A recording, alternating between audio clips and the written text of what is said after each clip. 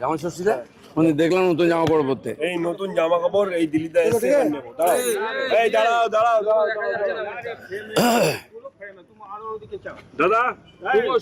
দেখা যাচ্ছে না ওই প্লাস্টিক। এই চুপ কর না দাদা। পালা বদলের পর নিয়োগ দুর্নীতি তদন্তে প্রথম গ্রেপ্তার প্রাক্তন দমকল মন্ত্রী সুজিত বসু। পরিবর্তনের সরকার কি তাহলে প্রাক্তন দমকল মন্ত্রীকে দিয়েই স্বচ্ছতা অভিযান শুরু করলো? কোনো ব্যক্তি আমাদের কাছে গুরুত্বপূর্ণ নয়। পুরো দুর্নীতি হয়েছে 15 বছর ধরে, সেই ত্রিফলা থেকে আরম্ভ করে, তা তদন্ত হবে। মানুষের এটা অধিকার আছে, তাদের টাকা যারা চুরি করেছে তাদেরকে শাস্তি দেওয়ার আর অধিকার আছে। সেই জন্য সরকার এসছে, সরকারের দায়িত্ব দুর্নীতিবাজদেরকে আইনের সামনে নিয়ে আসা। প্রশাসন সেই কাজটা করবে, আইন তাদেরকে সাজা দেবে। সিন্ডিকেট রাজ, অবৈধ বালি খাদান, কয়লা খাদান থেকে বালি চুরি, গরু পাচার যাবতীয় বন্ধ করা বিজেপির মূল এজেন্ডা ছিল। বন্ধ হয়ে গেছে। গরু পাচার দেখেছেন এই এক সপ্তাহে? বালির গাড়ি দেখেছেন কোথাও? বড় বড় বালির গাড়ি গ্রামে ঢুকে যেত, রাস্তা ভেঙে চুরমার হয়ে গেছে। এমএলএরাও কালকে বলছিলেন যে সব বন্ধ হয়ে গেছে, আর পার্মানেন্টলি বন্ধ হবে। যেখানে সেখানে একটা গেট লাগিয়ে দিয়ে রাস্তায় গুন্ডা ট্যাক্স না হতো গাড়িতে, সমস্ত মানুষের কাছ থেকে সব উঠে গেছে। বাকি যেখানে যা আছে আপনারাও বলুন, আমাদের এমএলএ থেকে মাননীয় মুখ্যমন্ত্রী বলেছেন যেখানে যা আছে খবর দিন, সেখানকার ডিএমের সঙ্গে তাদের মিটিং করানো হবে। সমস্ত কমপ্লেন, জনতাকেও বলছি, আপনারা আপনাদের কমপ্লেন আমাদের এমএলএদের মাধ্যমে জানান, মেল করুন, মাননীয় সিএমের দপ্তরে মেল করুন, সব কিছু সমাধান হবে। আপনি সবসময় মানুষের সঙ্গে ছিলেন এবং এখনো আছেন, এবং আপনার যে 3টে দপ্তর, সেই দপ্তর একবারে মানে রুট মানুষের সঙ্গে কাজ করার দপ্তর।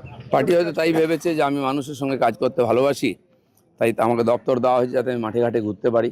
ঠান্ডা করে বসে কাজ করার লোক আমি নই। জেড প্লাস তুলে নেওয়া হলো অভিষেক বন্দ্যোপাধ্যায় কেন্দ্রীয় স্বরাষ্ট্র মন্ত্রকের নিয়ম মেনে, এবং তাহলে কি নিয়ম ভেঙে পিসির ক্ষমতায় এতদিন বাড়তি নিরাপত্তা ভোগ করছিলেন অভিষেক? সবই নিয়ম ভেঙে।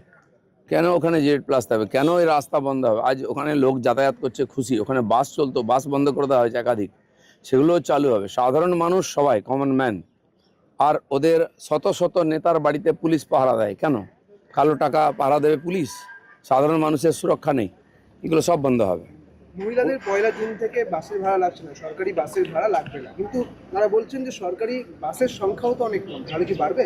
সরকার যে বাস চালাচ্ছে আপাতত সেখানে সুবিধা পাবেন। পরবর্তীকালে ট্রান্সপোর্ট মন্ত্রী হবেন, তিনি ভাববেন, দেখবেন, বুঝবেন, সিএমের সঙ্গে কথা বলবেন বাস চালানোর দরকার কিনা, কোন রুটে। সিএম দেখলাম আগের সরকারের সময় এমএলএরা বলতো যে ডোমজুড় থেকে আমাকে আসতে অসুবিধা, একটা বাস দিন, তো এমএলএর জন্য বাস দেওয়া হলো। বাসের ভাড়া উঠতো না, পোষাতো না, আবার 2 মাস পরে সে বাস বন্ধ হয়ে যেত। অনেক দেখেছি আমরা, বড় বড় করে সেখানে উদ্বোধন হতো পয়সা খরচা করে, কি অমুক বাস হলো, তারপরে 2 মাস পরে দেখা যাচ্ছে বাসটা আর নেই। এরকম স্টান্টবাজির পলিটিক্স আমরা করবো না। সাধারণ মানুষের সুবিধার জন্য যদি মনে হয় সেখানে বাস দেওয়া দরকার, সরকার দেবে। সুব্রত গুপ্তের পরেই মুখ্য সচিবের দায়িত্ব পেলেন মনোজ আগরওয়াল। দুজনের তত্ত্বাবধানে এত বছর পর সুষ্ঠু ভোট হলো বাংলায়, তাই কি এই বাংলা সুশাসন ফেরাতে? না, যোগ্য ব্যক্তিকে আমরা নিয়ে আসবো।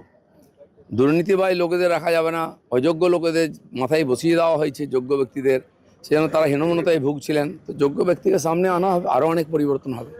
বাড়ির মধ্যে আবার সুড়ঙ্গ, বহুমূল্য আসবাবপত্র। হাওড়ার যে অরূপ রায়, তার ঘনিষ্ঠ তৃণমূল নেতা শামীম আহমেদের বাড়িতে 15 বছরের লুটের টাকা তাহলে সুড়ঙ্গের ভেতর সঞ্চয় করছে। শিবপুর থানার পুলিশ গেছে, সুড়ঙ্গ দেখবেন, গুহা দেখবেন, ঘরের মধ্যে আলমারি দেখবেন, টাকা ভর্তি, এগুলো সব বেরোবে আস্তে আস্তে।